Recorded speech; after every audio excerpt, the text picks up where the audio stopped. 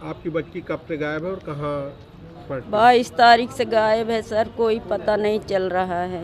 10 तारीख 22 तारीख को 10 बजे निकली थी घर से। 23 तारीख को हम लोगों ने आए पता लगाने, जब 22 तारीख को नहीं पहुंची घर तो 23 तारीख को पता लगाने आए, पता चला कि यहाँ लड़की नहीं है। कौन से कॉलेज में पढ़ती है? कौन कॉलेज है? DDC college. घर से क्या बता के गई? घर से कॉलेज के लिए गई थी। कितनी लड़कियां लापता? 2 लड़की। 2 लड़की अब कॉलेज तक पहुंच चुकी थी, अब बैठी भी थी मंदिर के पास आकर ऑफिस। उसकी सहेली बता रही थी कि हम देखे थे चांदनी को, लेकिन ये नहीं देखा कि किधर गई किधर नहीं गई। आप लोग कॉलेज गए तो वहाँ क्या बताएं कि कॉलेज वाले कहीं कि हम नहीं देखे। वहाँ कहीं के हम नहीं देखा है। इतनी बच्चियां हैं तो कहाँ से हम देख सकते हैं, किसका ध्यान कर सकते हैं हम?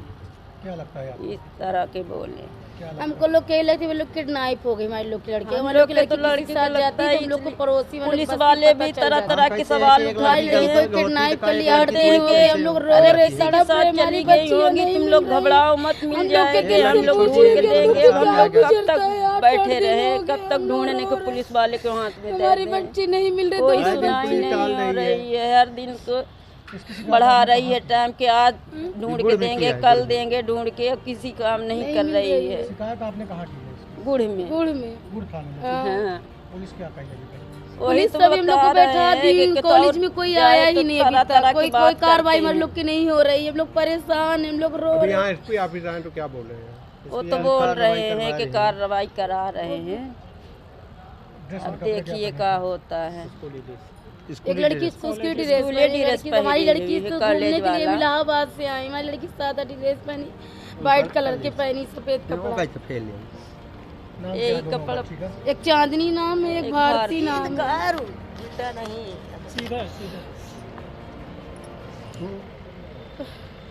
बसोर समाज के इतिहास अनुसंधान का राष्ट्रीय अध्यक्ष। मुझे जैसे ही जानकारी हुई कि हमारे समाज की विधानसभा गुड़ ग्राम रेरुआ की 2 बच्चियों का जो GDC कॉलेज में आई थी पढ़ने और वापस नहीं गईं, तो हमने तत्काल सभी संबंधित जनों से, रिश्तेदारों से पता किया, जिसमें पता चला कि जैसे ही लड़कियां घर नहीं गई, टाइम ज़्यादा हो रहा था, तो उन्होंने लगाई। 3 बार फ़ोन उन्होंने बच्चियों ने रिसीव किया और चौथी बार जब उन्होंने फ़ोन लगाया, लड़की के पिताजी का कहना है, तो उन्होंने संबंधित थाना गुड़ गए। गुड़ में जब रिपोर्ट करना चाहा तो उन्होंने कहा कि आप सिविल लाइन कोतवाली जाइए, क्योंकि GDC जो है वो सिविल लाइन कोतवाली अंतर्गत है। जब सिविल लाइन कोतवाली में आए तो उन्होंने बोला कि आपका तो थाना गुड़ लगता है, गुड़ जाइए, मैं यहाँ से फ़ोन करता हूँ। इस प्रकार से इनका समय जो है काफ़ी ख़त्म हो गया, जो इनको तत्काल 0 में सिविल लाइन कोतवाली में महिला थाना भी रीवा में कायम कर लेना चाहिए था। इनके आचरण से ये लगा कि ये टाल मटोल कर रहे हैं। फिर 23 तारीख को किसी तरीके की उन्होंने जो रिपोर्ट दर्ज किया है, और उस रिपोर्ट में लगातार ये भ्रामक जानकारी ये गुड़ थाना के द्वारा दी जा रही है।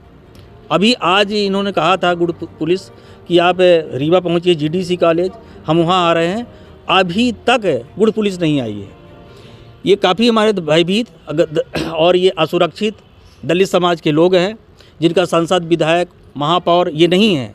इससे लगता है कि इनको, पुलिस को लग रहा है कि इस समाज का कोई नेतृत्व करने वाला नहीं, हम पर कोई प्रेशर नहीं हो सकता है, ऐसे गुम होते ही रहते हैं कूड़े करकट जैसे, तो इसको भी ऐसे डाल देंगे। ऐसा नहीं होगा।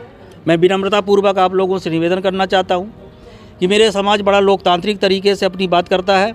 24 घंटे के अंदर हमारी अगर लड़कियाँ रिकवर नहीं हुई, इसी आशा विश्वास के साथ SP साहब के पास आया था, वो नहीं है, न एडिशनल SP साहब है, न SP साहब है। मैडम DSP साहब थी, उनको हमने सारी बात बताई। 22 तारीख की घटना है, आज 29 तारीख हो गई है।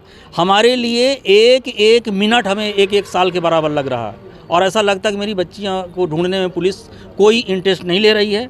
मैंने संबंधित अधिकारियों को निवेदन कर चुका हूं, अगर 24 घंटे के अंदर हमारी लड़कियां अगर रिकवर नहीं होंगी तो हम बृहद पूरे ज़िले में अनशन और प्रदर्शन लोकतांत्रिक तरीके से करेंगे, जिसकी संपूर्ण जवाबदारी शासन और प्रशासन, विशेष रूप से पुलिस विभाग की होगी। बच्ची का क्या नाम था और कौन सा सब्जेक्ट वगैरह? मतलब एक बच्ची भारती है और एक चांदनी है। क्या पढ़ाई कर रही है? चांदनी जो फर्स्ट ईयर में थी, GDC कॉलेज आई हुई थी फार्म भरने के लिए, और उसके साथ में उसकी चचेरी बहन है जो भारती, वो आई थी, और अभी तक वो लौट करके उनके जिंदा मरने का कोई पता नहीं।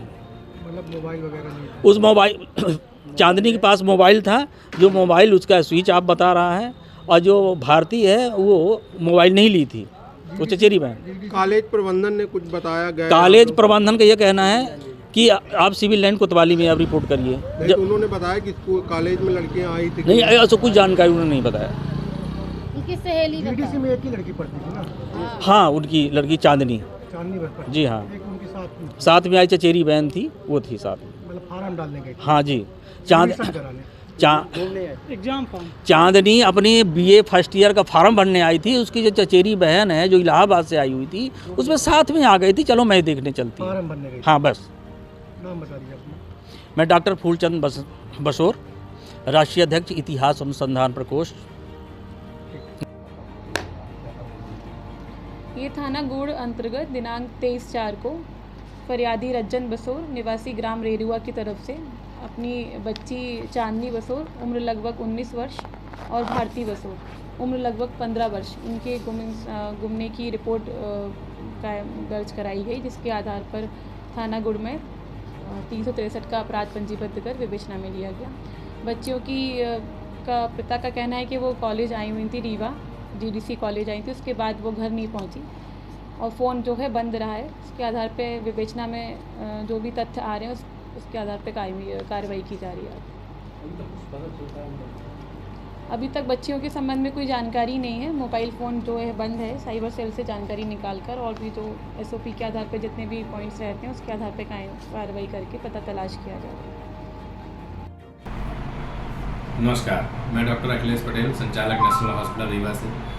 आज आप लोगों के माध्यम से कैंसर के लक्षण को कैसे पहचानें, इस विषय में एक छोटी सी जानकारी देना चाहूँगा।